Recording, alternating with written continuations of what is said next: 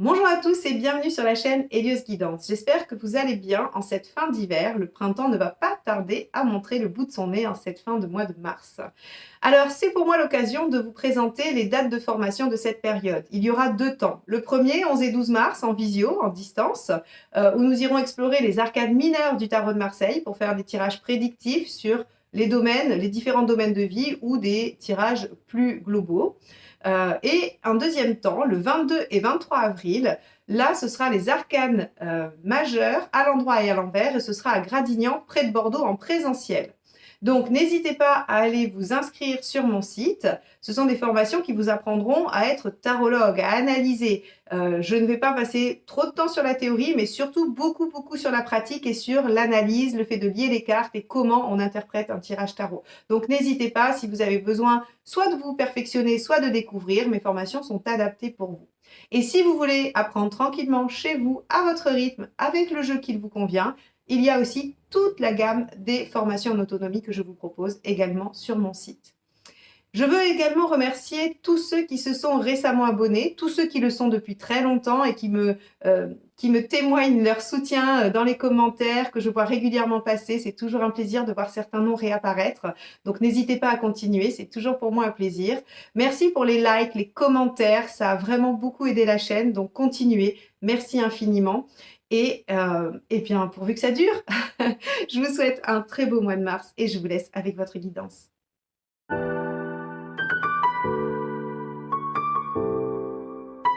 Les lions, allons voir ce que vous réserve ce mois de mars.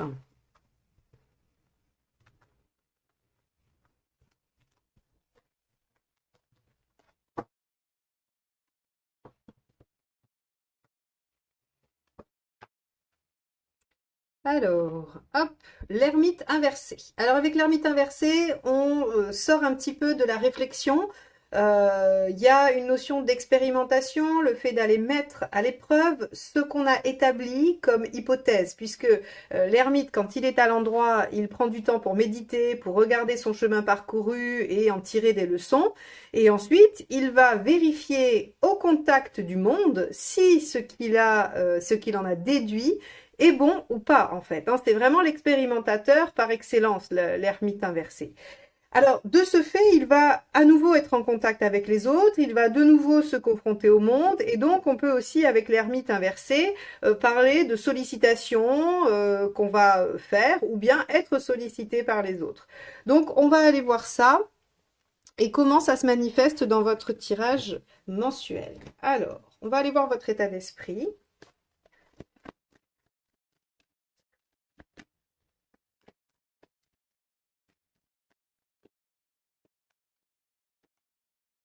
Avec le 6 d'épée. Alors, vous êtes en état d'esprit de transition. C'est assez intéressant parce que la transition, vous êtes soit entre deux situations, vous pouvez être entre deux jobs, deux relations, deux périodes de vie, mais vous pouvez être aussi en transition dans le sens où, comme vous êtes en train de changer des choses pour vous-même, eh bien, vous êtes dans cet état où vous n'êtes plus tout à fait la même personne qu'avant et vous n'êtes pas encore celle que vous souhaitez devenir ou ce que vous avez prévu d'être. Par exemple, ça pourrait sortir si vous avez décidé de vous mettre au sport pour pouvoir courir un marathon, admettons. Eh bien, le 6 d'épée viendrait marquer la période d'entraînement où vous êtes en train d'acquérir les compétences et les capacités à faire ce marathon. Donc ici, le 6 d'épée nous dit dans votre état d'esprit que vous avez conscience qu'il y a un chemin à parcourir, qu'il y a une étape à franchir, qu'il y a peut-être même plusieurs étapes à franchir et que vous êtes dans cet entre-deux, entre le avant et le après, que vous avez décidé et dans le domaine qui vous occupe bien évidemment. On va aller voir ce qui justement vous préoccupe par rapport à ça.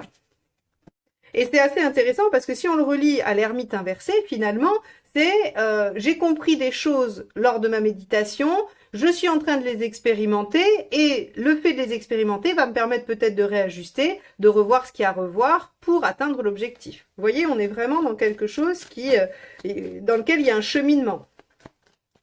Alors, ce qui vous préoccupe par rapport à ça, c'est ok, Le battleur. Alors, plusieurs choses avec le battleur dans les préoccupations. Soit vous avez peur de ne pas avoir assez d'énergie, soit vous avez peur de ne pas encore avoir tous les outils.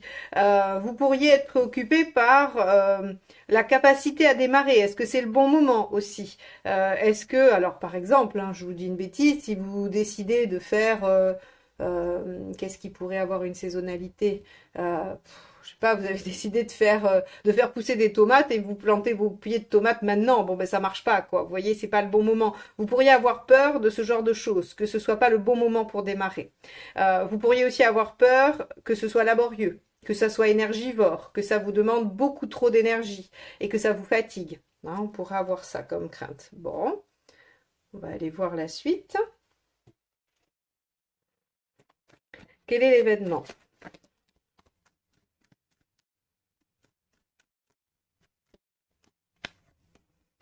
Le pendu. Alors, avec le pendu, on voit que il va encore y avoir des choses qui vont être vues différemment. Je ne sais pas si vous vous souvenez, sur la guidance annuelle, au mois de mars, on avait à un moment donné le 8 de denier qui nous parlait d'efforts, de devoir faire des efforts, et le 6 qui nous parlait d'un choix. À mon avis, le pendu, lui, vient nous signifier que l'expérimentation opérée par l'ermite, inversée, va vous amener à concevoir les choses sous un autre angle, et ça va vous permettre peut-être de modifier votre point de vue, votre vision du monde. Ok, et donc de réajuster, hein, évidemment. On va aller voir ce qui vous aide.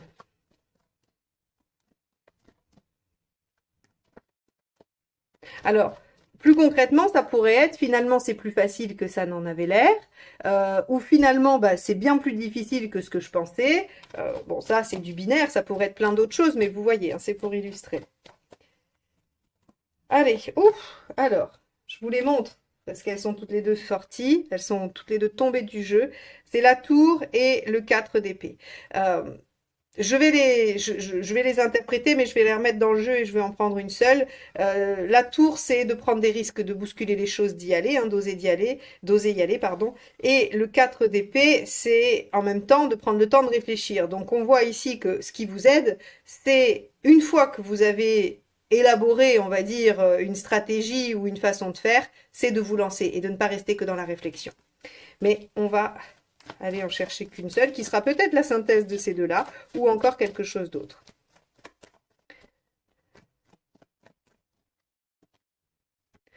5 de cristal, donc 5 d'épée. C'est l'équivalent du 5 d'épée.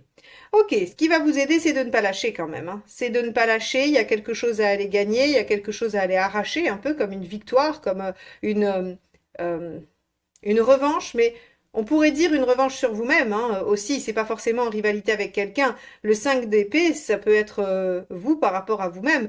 Par exemple, souvent, ce que j'entends, c'est dans les arrêts du tabac, où en fait on dit je veux gagner contre moi-même, je veux gagner contre cette dépendance, je veux gagner contre cette addiction.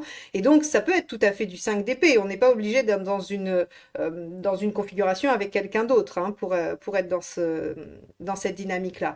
Donc ici, on vous dit que ce qui va vous aider, c'est en tout cas de tenir bon, de vouloir gagner, de vouloir avoir le dernier mot, que ce soit vis-à-vis de vous ou de quelqu'un d'autre. Ce qui ne vous aide pas.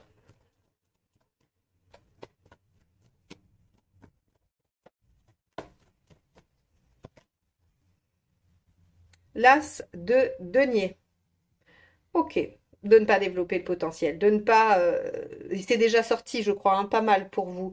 Euh, je pense que ce début d'année semble peut-être un peu long dans le démarrage. Il y a du potentiel, vous sentez que les situations peuvent se développer, mais ça vous demande des efforts, ça vous demande du temps, ça vous demande de la stratégie, de la réflexion.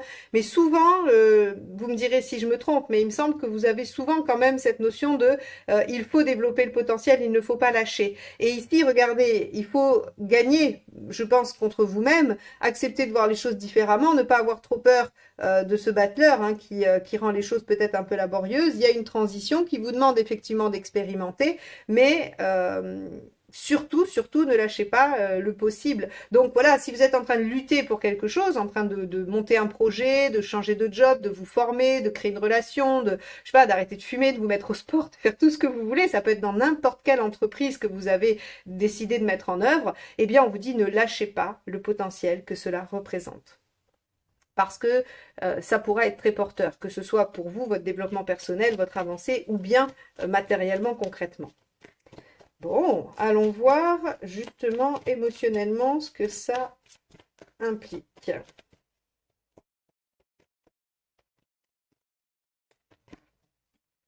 5 de bâton. Le conflit intérieur. Alors, ça peut être avec quelqu'un d'autre aussi, hein, toujours. Le 5, ici, va vous parler d'un conflit ou en tout cas vous allez vous mesurer à vous-même ou à quelqu'un. Donc, émotionnellement, vous pourriez être embêté avec une relation et donc il faut arriver à défendre vos arguments, à essayer de dépasser les obstacles en réfléchissant, en expérimentant. Ou bien c'est avec vous-même et dans ce cas-là, il faut que vous arriviez à dépasser encore une fois cet obstacle qui est je suis en désaccord avec moi-même, je dois me battre avec moi-même, voir les choses différemment, ne pas lâcher le potentiel et ne pas avoir peur de me lancer. N'oubliez pas qu'ici on avait eu la maison Dieu avec la réflexion de me lancer intelligemment, mais de me lancer en tout cas. Ok. Matériellement. On va aller voir ce qui ressort. Le 3 d'épée. Intéressant. Le 3 d'épée nous dit qu'il faut être lucide. Il faut être lucide sur les limites, sur les contraintes, sur les choses objectives. Donc, il faut regarder la situation de façon très honnête, très objective et très lucide. Il n'y a pas grand-chose d'autre à dire avec ce 3 d'épée dans le matériel, c'est-à-dire qu'on vous donnera les moyens de voir les choses telles qu'elles sont. On ne vous... il n'y aura pas de situation qui vous permettra de vous voiler la face. Au contraire, on vous dévoilera les choses telles qu'elles sont pour que vous puissiez justement peut-être réagir et ajuster en fonction. Donc ça, c'est assez intéressant. Moi, je l'aime bien, la 3 d'épée, parce que souvent, on dit qu'elle est souffrante, mais elle montre les choses telles qu'elles sont. Donc, on peut plus se tromper. Quand on connaît vraiment le problème, on trouve forcément la solution. C'est quand on tourne autour du pot que c'est plus compliqué. Allons voir là où vous en êtes dans votre chemin de vie. Oula, boum, tout est tombé. Alors, je vais vous faire pareil, je vais vous montrer lesquels ont sauté et on ira en rechercher une. On a le roi de bâton, l'affirmation, le roi d'épée, hein, l'intellect et la réussite, et le 9 de denier, qui est la connaissance aussi. Donc on a quand même pas mal de choses où on voit que vous êtes en apprentissage, ou en tout cas, ça nous le montre aussi avec cette ermite inversée, où vous êtes en réflexion et en expérimentation. Allez, la carte du chemin de vie, quelle est-elle? 10 d'épée. Vous en finissez avec une situation qui vous fait souffrir ou qui vous faisait souffrir. C'est-à-dire que cette transition dans laquelle vous êtes, qui vous amène à changer votre façon de voir, même si vous trouvez que c'est un peu laborieux et qu'il faut vous battre avec vous-même, elle va amener quand même un sacré soulagement. Le 10 d'épée, pour moi, le mot-clé de cette carte, c'est soulagement. C'est enfin, on achève une situation douloureuse, c'est... oui, on vous soulage. Donc, visiblement, il y avait une situation dans votre vie qui n'était pas des plus faciles, des plus agréables, et vous vous êtes mis en quête de la résoudre, de la changer, et c'est en cours, vous en êtes vraiment là. Résultat.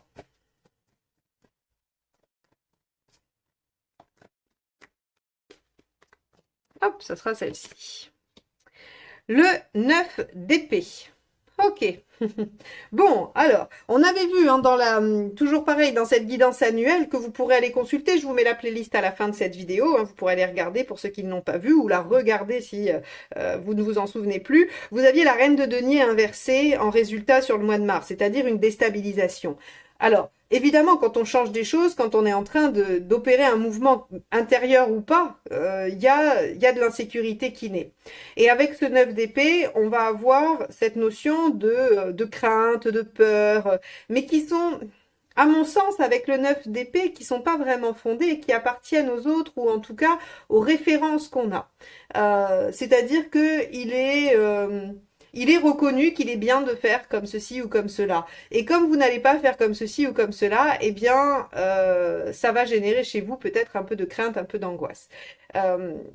Est-ce que ces peurs et ces angoisses peuvent être liées à l'énergie que ça vous demande et aux 5 ici, hein, d'épée et de bâton aussi. C'est-à-dire que vous pourriez être inquiet à l'idée de ne pas arriver à traverser ça, de ne pas arriver à changer les choses. Mais encore une fois, je rappelle que le 9 d'épée, c'est des angoisses transmises par les autres. Donc ça voudrait dire qu'à un moment donné, on est venu affaiblir votre confiance en vous. Ça ne peut pas venir uniquement de vous. Voilà. Bon, eh ben on va aller voir la deuxième ligne parce que c'est un peu le suspense, les lions, là, hein. Allons voir avec cette deuxième ligne. Je vous conseille d'aller voir la vidéo de votre signe ascendant. Ça pourra donner des nuances et peut-être des compléments d'information, hein. Donc là, encore une fois, je vous mets la playlist à la fin. Vous n'aurez pas à chercher. Vous pourrez ainsi essayer de nuancer. Alors, votre signe solaire sera toujours plus fort normalement. Les autres, que ce soit signe ascendant ou signe lunaire, ce sera un complément qui apportera des nuances. Mais ça pourra vous aider à cerner les choses. Allez, on va aller voir l'état d'esprit. Avec ce 6 d'épée, on a le 2 de bâton. D'accord. On avait le choix, hein, dans le conseil, en tout cas on avait l'arcane 6 dans le mois de mars au niveau annuel, et donc effectivement il y avait sur ce mois-ci un choix à faire, un choix à opérer. Donc est-ce que c'est le résultat de votre réflexion? Est-ce que c'est le résultat de votre expérimentation? Quoi qu'il en soit, il se peut que vous ayez envie de faire un choix, de prendre une option, d'aller dans une direction, hein, à voir. Alors, avec ce magicien, qu'avons-nous comme, on va dire, comme préoccupation? Alors, ici, on a le 2 de coupe. Alors, après le 2 de bâton, le 2 de coupe. Le 2 de coupe va nous parler de relations, mais attention, pas forcément de relations amoureuses, affectives, ça peut être une relation avec quelqu'un de votre entourage pour qui vous avez de l'affection. Donc amis, famille, un collègue ou un partenaire que vous aimez bien, un associé avec qui vous êtes amis. Le 2 de coupe, en fait, c'est je suis préoccupée par ma position dans le duo, dans la relation. Je suis préoccupée par la relation elle-même. En tout cas, il y a chez vous visiblement des craintes qu'il y ait soit des répercussions de vos agissements sur une relation, soit que la problématique soit sur une relation à proprement parler. On va aller plus loin, on va regarder. Avec le pendu, on avait vu que vous accédiez à une nouvelle façon de voir les choses.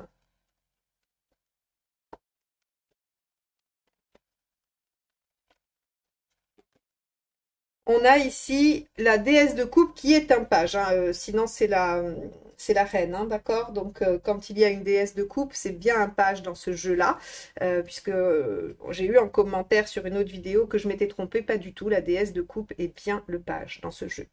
Donc ici, on a le page de coupe qui sait qu'il a tous les potentiels. Vous savez, les cartes de potentiel, je vous le répète très souvent, c'est les as, les 7 et les pages. Et donc ici, il y a cette notion d'avoir tout en soi pour développer, et en même temps avec le page de coupe il y a l'envie, hein, il y a l'envie parce que c'est quelque chose qui vous émeut, qui vous pousse, qui vous porte, parce qu'avec la coupe on est dans l'affect, on est dans le sentiment, c'est-à-dire que même si c'est pour du travail ou pour une activité, c'est parce que vous aimez cette activité au travail, c'est parce que ça vous rend heureux, parce que ça vous permet de vous sentir bien. C'est pas juste une question intellectuelle, matérielle ou autre.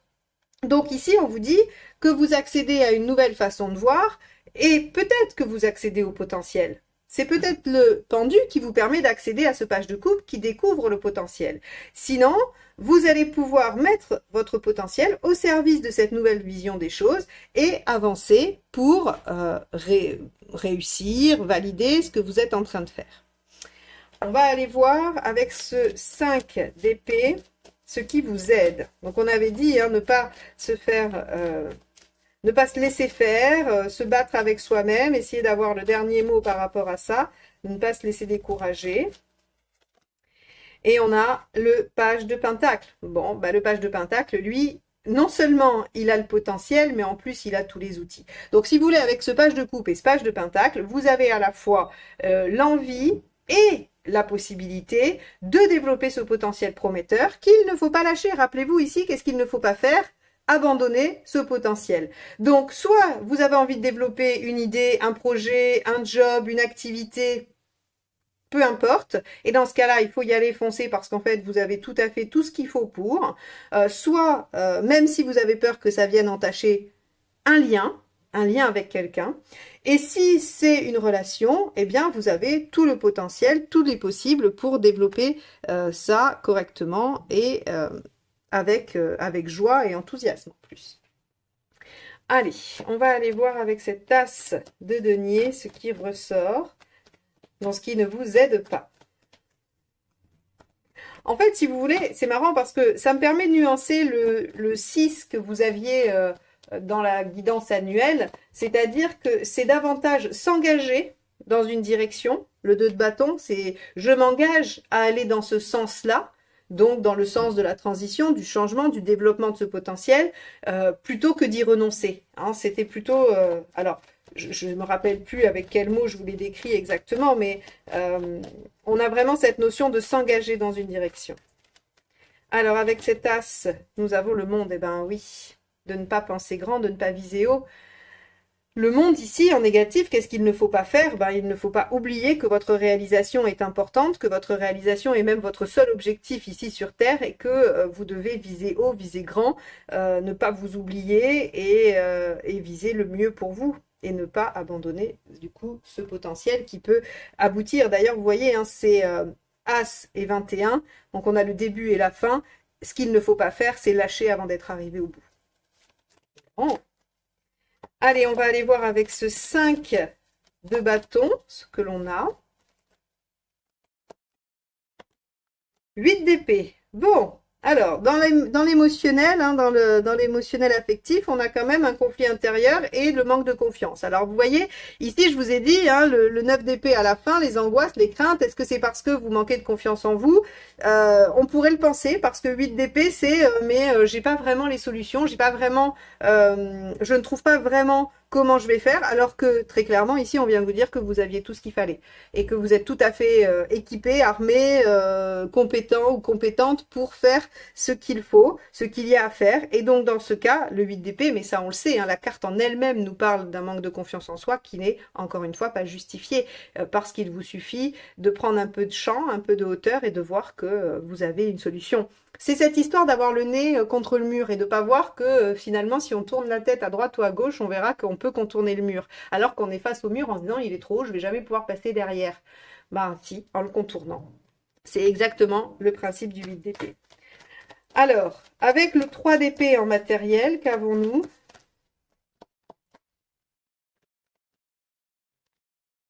On a le 7 de pentacle. Bah oui, déployer déployer le potentiel de ce qui est en train